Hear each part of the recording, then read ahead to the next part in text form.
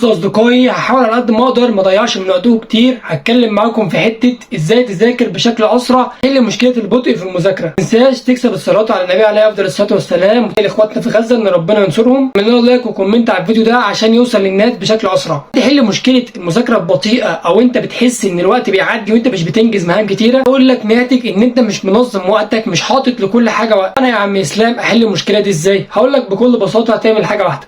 شايفين انتوا الساعه التايمر اللي زي كده فيها حاجه اسمها الستوب ووتش، يا رب يكون ظهر لكم. انت تظبط لنفسك في الستوب ووتش دي وقت معين. يعني مثلا انت حاطط لنفسك انك في ساعه واحده مثلا، انا كل ده بضرب لك مثال، انت حاطط لنفسك ان المفروض في ساعه واحده هتحل مثلا يعني بتاع 50 سؤال. هنا مش بكلمك عن تليفون تحطه جنبك، انا بحاول اقول لك الساعه الستوب ووتش. لما تبدا حل الامتحان هتبدا الستوب ووتش بتاع التايم بتاع الساعه دي وهتسيبه جنبك، هتلاقيه بيحسب الوقت. اول ما تتم ال 60 دقيقه ابتدي ان انت وقف. لو اتعودت انك تنظم وقتك بالطريقه دي هتلاقي نفسك بتنجز اعمال كتيره قوي. لو في المذاكره مثلا انت حاطط لنفسك انك هتذاكر في ساعتين ونص او 3 ساعات كيمياء او فيزياء او اي ماده، على قد ما تقدر تستخدم التايمر ده تحطه جنبك انك خلال الثلاث ساعات تخلص المذاكره اللي عليك في الماده المعينه. انا طبعا مش بقول لك انك تاخد الثلاث ساعات كلهم ورا بعضيهم، انت ممكن تذاكر زي ما انا بقول على طول بطريقه ال 50 دقيقه وال 10 دقائق راحه. الطريقه دي عن تجربه كانت بتخليني بخلص مهام كتيره جدا، كنت بحس بالتعب ولا كنت بحس بالارهاق ولا كنت بزهق من المذاكره. بالعكس انا كنت بحب المذاكره وبتحمس ليها اكتر. تحاول على قد ما تقدر تكتب اليوم بتاعك في ورقه وحدد لكل حاجه الوقت بتاعها، تلاقي نفسك بتذاكر بشكل اسرع، بتعمل انتاج اكبر في المذاكره في وقت محدود،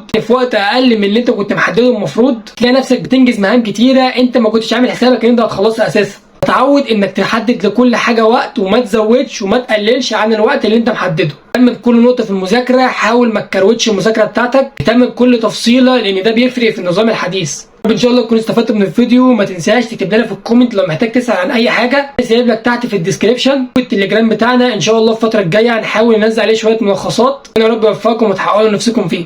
السلام عليكم.